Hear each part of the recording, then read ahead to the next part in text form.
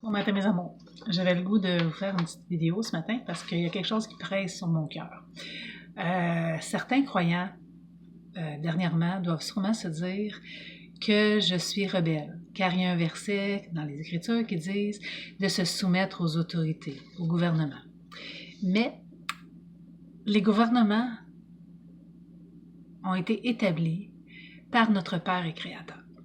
Et quand ceux-ci mettre des lois ou des règles qui sont contraires à ce que lui a établi, les commandements, hein, si on pense aux commandements, tu ne tueras point, tu ne voleras point, tu ne convoiteras point, tu ne feras point de faux témoignages, tu honoreras ton Créateur, hein, tu n'amèneras pas son nom en vain. Quand les gouvernements s'en vont à l'encontre de ce que Père a établi, les règles de la vie, hein, les règles du vivant, comment vivre les humains, comment doivent vivre les hommes et les femmes sur cette terre, je crois qu'on a la responsabilité même de faire ce qui est juste, de faire ce qui est droit. Et je vais vous montrer deux femmes dans les Écritures. Je vais vous poster ces versets. Je ne vous le lirai pas à l'envers. Je ne vous lirai pas le texte. Je vais juste vous le résumer. Et ces deux femmes s'appellent Shapra et Poua. Et les lettres en abri, chaque nom dans les Écritures ont une signification, une identification. Chaque personnage des Écritures, son nom révélait quelque chose. Et si on va chercher, hein, celui qui cherche trouve, si on va chercher chacune des lettres, on s'aperçoit que Père voulait, dans cette histoire-là, des deux femmes, des deux sages-femmes qui ont refusé d'obéir, pas refusé, elles ont été sages.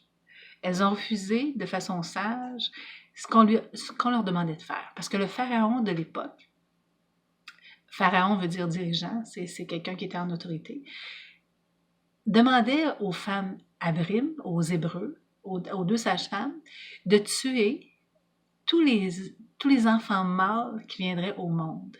Et dans leur âme et conscience, elles connaissaient le cœur de leur Créateur et savaient que de tuer allait à l'encontre de sa volonté.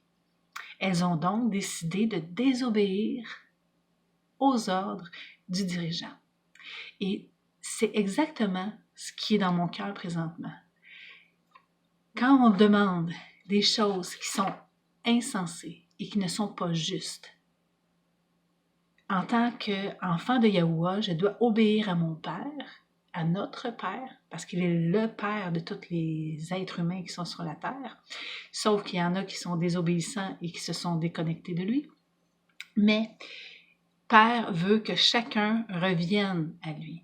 Mais quand on connaît son cœur et qu'on sait que ce qui est demandé par les autorités n'est pas juste, les deux femmes dont je vous parle, Shapra et Poua, veut justement dire être juste, brillante. Être brillante. Brillante, c'est-à-dire si je réfléchis, je cherche la volonté du cœur de mon Père et je fais ce qui est juste. Mettre un masque, c'est m'empêcher de respirer librement. Père nous a donné le souffle de vie. Il est lui-même, son nom, Yahuwah, Yad Ha-Hua Ha, Yad, le bras, Ha, le souffle. Je suis le souffle. Père nous a donné souffle de vie. Et qu'on nous demande de mettre un masque pour un soi-disant virus qui a tué seulement quelques personnes sur la planète pour l'instant et qui a tué moins de gens que la grippe saisonnière et on se sert de ça pour établir des règles de contrôle, de manipulation. Est-ce que je dois obéir aux hommes ou obéir à notre Créateur? Parce qu'à la fin de mes jours, c'est pas aux hommes que je vais devoir rendre compte, c'est à mon Créateur. Et si en mon cœur, je n'ai pas la paix je ne suis pas en paix avec les règles qu'on me demande. Parce qu'on dit, si vous allez chercher, c'est sûr que si vous écoutez les médias sociaux, puis la télévision mainstream, toutes les nouvelles, qui sont tous dans un accord mondial de soumettre l'humanité à quelques dirigeants pervers, dois-je me soumettre à eux ou à notre Créateur? Je ne suis pas sous le règne de la peur. Je n'ai pas peur des hommes. Je crains par contre celui qui m'a donné souffle de vie et qui a la puissance de me l'enlever. Et si lui décide que c'est aujourd'hui que se termine ma vie, je n'ai aucun pouvoir. La seule chose que j'ai, c'est de choisir. Il m'a dit, je t'ai donné le choix de la vie et de la mort. Choisis la vie. Et quand on m'impose un masque qui me fait respirer mes déchets, mon CO2 à longueur de journée et qui cause des problèmes de mal de tête, etc., qui vont probablement causer des problèmes de santé pires que d'avoir une grippe saisonnière. Hein? Maintenant, reste à prouver ce virus, d'où il sort hein? Je vous invite à faire vos propres recherches. Mais pour l'instant, je voulais vous démontrer que Chapra et Puaha ont choisi d'obéir à leur Créateur et elles ont été bénies en retour. Donc, si vous croyez que je suis désobéissante, je vous invite à demander à Père, c'est quoi qu'il en pense, lui? Est-ce que vous avez pensé demander à votre Créateur qu'est-ce qu'il pensait de toute cette pandémie, de toute cette soi-disant pandémie? Est-ce qu'on a à se soumettre à ces règles parce que le gouvernement a été mis en place par lui pour protéger le citoyen et pour protéger la veuve, l'orphelin, prendre soin du plus faible. Est-ce qu'on a vraiment pris soin du plus faible? Est-ce que ceux qui sont en place présentement ont réellement à cœur les plus faibles de notre société? Posons-nous la question. Je vous invite à réfléchir parce que, telles ces deux sages-femmes, on dit bien sages-femmes, c'est qu'elles avaient la sagesse. Si on regarde les lettres, ça dit bien, ça se résumerait à règne de la parole et de la pensée de la vie. Tout ce qui va à l'encontre de la vie. Père est le souffle, je suis la vie.